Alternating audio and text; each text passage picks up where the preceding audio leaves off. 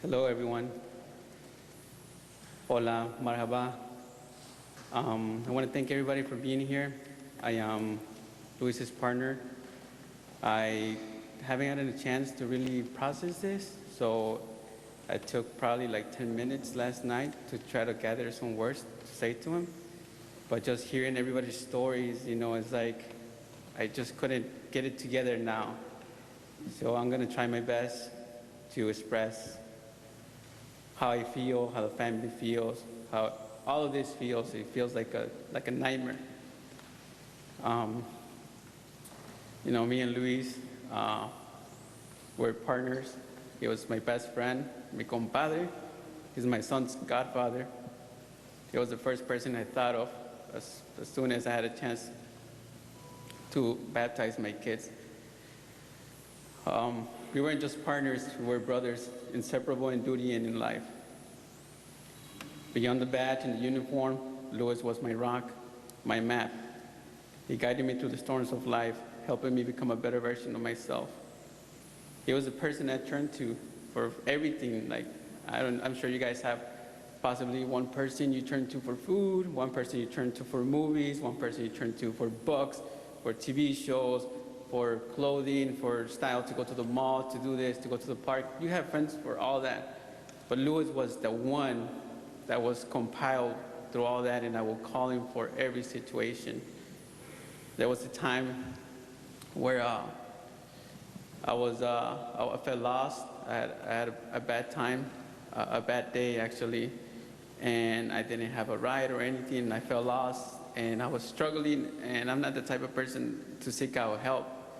So the first thing I did was to call him. And actually that day he was flying in from visiting Lily. And he had just arrived home, and I called him crying. And he didn't care what he was doing. He didn't care he had to put his stuff away or anything. He's like, send me the address, and he drove. He drove all the way to the north side, picked me up, and stayed with me through the night.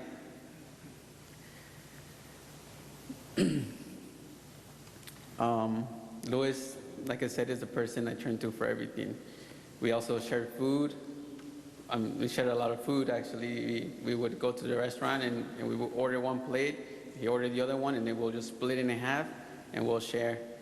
I want to say that this guy, he could eat. Like they all expressed, he could eat. He could turn a buffet into a personal challenge.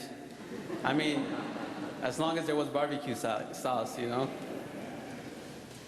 Every shift we made sure to surpass any situation, knowing we were always in sync. As your mom has expressed, we were one brain, always. We were like two sides of the same coin. We practically lived in each other's shoes, sharing fears, dreams, and even clothes. I actually just learned from the team that he was wearing my winter jacket under his vest, and I was trying to look for it, and I saw it at his room when I was over at the family.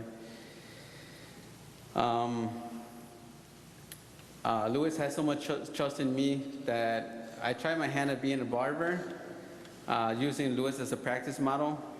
Let's just say he always wore a hat afterwards, but hey, he kept coming back, Not many of us speak in the uniform. We don't speak about being afraid on the job. We have to have this strong mind, and we usually come home and we don't try to share anything with the family because it is tough, and we don't want to bring anything on them. But just doing that, puts us in a situation of stress. I remember one night, it was one of our first few nights working together. It was the night shift in 5, and we responded to a shot spotter call in the alley. We were the first car on scene, actually, and at that time, there wasn't many cars available, so it was just me and him. And as we were approaching the alley, we heard the shots.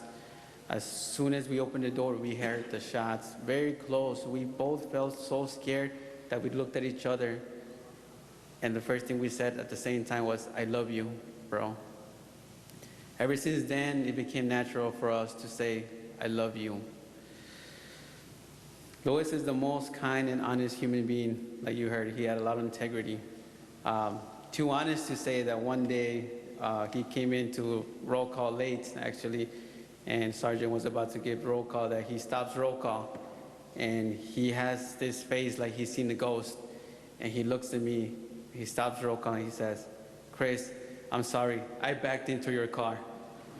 So he was so scared. He was like, I gave him a hug. We all had a laugh. I gave him a hug. I was like, let's go see the damage. So we go out there, we see the damage. We couldn't stop laughing. Actually, one guy from the team ended up printing out like "pow" and like "crash," like like in the comics, and put it in my car. Took pictures of it. Can someone say license and registration, Mr. Huesca? Every time he came over to visit, I would invite him for everything. I know Lily and Emiliano, they lived in different states, and when he couldn't make it to them due to, he couldn't take off or something, he was always invited to me, and also his mom. She actually was in a lot of, Christmases and parties, that they attended. I would also invite him a little early, just to help me set up things. But as soon as I was like, okay, we need this table here. Where's Louis? And we're looking. And he's like playing with the kids. We will find him playing with the children all the time, with my kids, with all the kids. Even when he visited Lily, he would always like call me through FaceTime, or he would send me Snapchats, and he was playing nonstop with his nieces and nephew. His lights lit up with pure joy as he joined them in their games.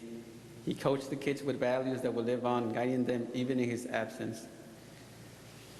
I want to say to the family and friends that love him, he was a pillar of strength and a beacon of kindness.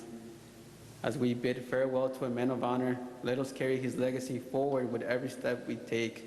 Let his bravery inspire us, his kindness humble us, and his memory guide us.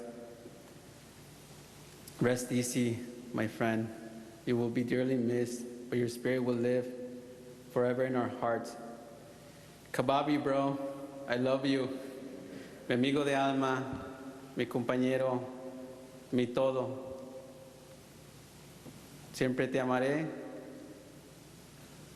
Que Dios te bendiga, a la familia, y descansa en paz. Watch breaking news on YouTube. Subscribe to ABC7 Chicago Eyewitness News.